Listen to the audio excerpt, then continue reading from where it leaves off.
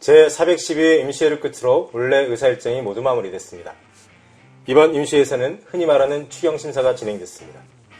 예산은 편성도 중요하지만 집행이 매우 중요합니다.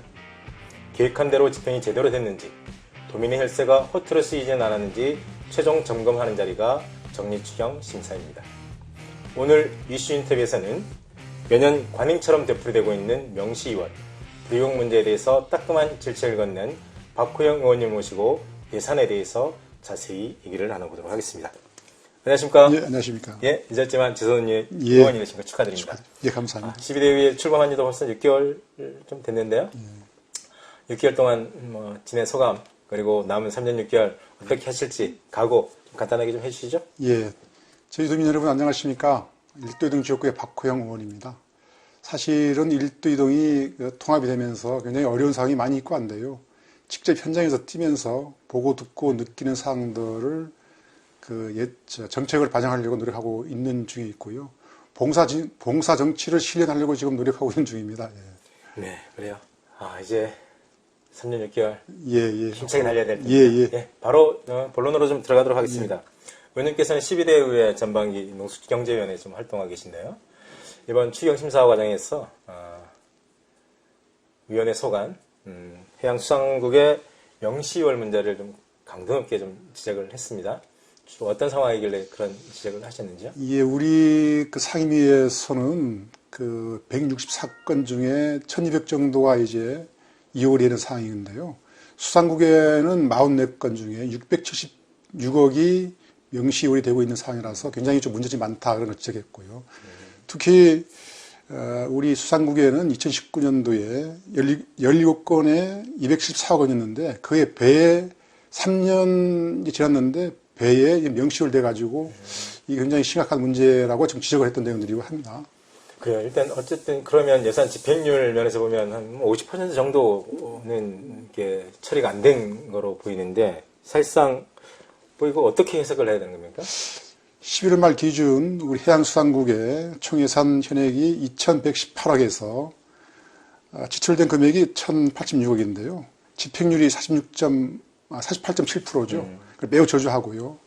특히 해양산업과의 총예산 현액이 412억 중에 151억이 집행률을 보이면서 36.6% 굉장히 역대 최저의 집행률을 보이고 있다는 것이고요. 집행 잔액이 5천만 원 이상인 사업이 66건, 698억인데요. 이게 대부분이 민경, 자본 사업이나 시설비 사업성인데요. 이게 굉장히 민생에 굉장히 중요한 역할을 하고 있는데도 불구하고 여기에 집행률이라든지 명시율이 많다는 것은 굉장히 문제가 많다는 것들을 여러 가지 사항들을 지적을 했습니다. 네, 그래요. 의원님께서는 11대 의회에서는 예결위원장도 지내시지 않습니까? 예. 우리 소환위원회를 떠나가지고 예성 집행과 관련해서 집행부에 할 얘기가 좀 많을 것 같습니다. 예, 정리추경에서 명시월 사업이 614건에 4,721억 원이 명시월이 됐습니다. 전년 대비해서 2배가 넘는 수치가 되거든요. 이런 걸 어떤 식으로 집행부에서의 계산을 했는지에 대한 것도 의문스럽고요. 예산을 편성하기가 어렵지만은 나중에 이제 예산을 쓰고 집행하고 이런 문제에 대해서 굉장히 심도 있게 해야 되는데 여기에 대해서 굉장히 이 집행부에서 좀 신경 안 쓴 거 아닌가 그런 생각이 좀 들고 있습니다. 하여튼 위원회 소관을 떠나가지고 전반적으로 좀 집행률이 저조한 문제가 있다 그런 지적이신 것 같은데요. 예. 이제 예산을 주액해서 명시시키고 또 신규 사업도 명시를 시키는 이런 형태는 조금 많이 개선을 해야 될 것 같아요. 네. 일단 예산 문제는 좀 접고요. 예. 조례 얘기도 좀 해보겠습니다. 예. 일단 의원들의 역할 중에 예산 심사만큼이나 중요한 게 입법 활동이지 않습니까? 의원님께서 이번 회기에 노인 일자리 창출 및 지원 조례안을 대표 발의를 했고 최종 통과가 된 걸로 알고 있습니다. 어떤 내용인지 좀 잠깐 소개 부탁드릴까요? 예, 제주는 지금 노인 인구가 가면 증가하는 입장인데요. 어떻게 하면은 이분에 대해서 나이가 드셨지만은 일자리를 만들어 드림으로써 그것도 사회복지 하나의 일환이고 한데요. 그거를 지금 정리하고 조례에 근거해서 그거를 일할 수 있도록 만들어 놓은 게 지금 조례 안에 담겨 있다는 내용입니다. 예. 이번 회기에 처리된 건 아닙니다만 제가 의원님 입법 활동 중에 눈여겨봤던 것, 좀 눈에 띄었던 것 하나를 꼽자라고 하면 지난 정례 때 통과된 자원봉사 지원조례입니다. 그 내용 중에 보면 우수 자원봉사자 간병비 지원 제도를 반영했는데요. 어떤 내용인지 좀. 예, 제주도는 사실은 자원봉사가 20만 정도 등록돼 있고요. 지금 8만 5천이 활동하고 있는데 이 문제는 이제 자원봉사 혜택이 아니라 예우 차원에서 이렇게 조례를 개정을 했고요. 특히 우수 자원봉사에 대한 간병비 지원을 넣었습니다. 생애 1000시간 이상을 하면은 65세 이상 된 후에 이제 부부 함께해서 10만 원에서 50만 원 지원할 수 있는 조례를 담았는데요. 제주도는 사실은 순으름 정신을 입각해서 제주는 자원봉사의 메카로 만들고 싶은 게 저희의 개인적 욕심입니다만은 활성화시키는데 큰 의미를 담고 있다, 그런 내용을 말씀드리겠습니다. 그래요. 저는 이 조례 통과된 이후에 조례 이 개정 준비를 상당히 많이 준비를 했고 공을 많이 들인 거로 얘기를 좀 들었거든요. 어떤 과정을 좀 거치셨어요? 예, 11대 의회 때부터 3년 전이죠. 전부터 이제 조례 관련해서 자원봉사 관련해서 토론회를 걸치고 도정질의, 그 다음에 용역을 발주해서 3년 동안 꾸준히 준비했는데요. 네. 집행부를 설득시키고 하는 과정에서 이번 조례가 통과돼 굉장히 큰 보람으로 남고 있고요. 저도 자원봉사를 한 2000시간 했는데요. 그분들에 대한 어떤 그 예우 차원에서 제가 이 조례를 개정을 했습니다. 예, 입법 활동 많이 하신 것 같아요. 예, 아이고, 예, 예. 그 다시 예산 문제로 돌아와서 좀 정리를 하도록 하겠습니다. 예산이라는 게 아까도 얘기했지만 편성도 중요하지만 잘 집행하는 게 무엇보다 중요하지 않습니까? 어쨌든 예산을 집행을 하는 것이 우리 도정, 뭐 교육행정, 뭐 이럴 텐데요. 우리 집행부에 마지막으로 당부하고 싶은 얘기 하는 걸로 하면서 인터뷰를 정리하도록 하겠습니다. 예.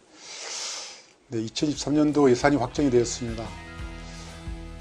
본 예산이 7조 639억 원, 전년 대비 10.5%가 이제 상승을 했죠. 적재적소에 여러 가지 문제점이 내포되어 있고 반영을 한 걸로 알고 있습니다만은 사회복지 예산에 대해서는 전년 대비 마이너스에 편성을 해가지고 여러 가지 고민들이 많습니다. 특히 어려운 이웃 그리고 복지사각지에 있는 분들에 대해서 적재 요소마다 예산이 편성되어 있는지에 대한 그런 문제점이 하나 볼 수 있고요. 그리고 그 예산이라는 것은 우리 도정이 도민에 대한 약속을 하는 거기 때문에 이런 방향에 대해서는 굉장히 심도 있게 예산을 편성해서 믿고 있습니다만은 여러 가지 문제점이 좀 돌출됐다고 보고 있고요. 그리고 집행부 또 관계 공무원들도 이제 내년 예산이 편성됐기 때문에 예산이 어떤 식으로 진행되고 있고 어떤 식으로 집행되어 있는지 심도 있게 고민해서 봐야 될 것이고 그런 것들을 잘 봐야 될 것 같아요. 네. 집행부의 마지막으로 좀 당부의 말씀 많이 하셨는데 집행부에서도 우리 박 의원님의 이런 당부 말씀 잘 새겨들었으면 좋을 것 같습니다. 네, 지금까지 박호영 의원님과 함께 추경 심사에 대해서 많은 얘기를 나눠봤습니다. 추경 심사 때마다 단골로 지적되는 게 명시월 불용역 문제입니다. 예산을 한 푼도 쓰지 않고 전액 삭감된 예산도 부지기수입니다. 불효불급하지 않은데 예산부터 확보해놓고 오자는 심사는 아니었는지 되돌아볼 필요가 있습니다. 고물가, 고환율, 고금리, 지금 삼고로 제주 경제가 매우 어렵습니다. 예산을 적재적소에 투입해서 민생을 챙기는 위민행정, 적극행정을 당부드립니다. 이상으로 이슈 인터뷰를 모두 마치겠습니다. 수고하셨습니다. 감사합니다. 네.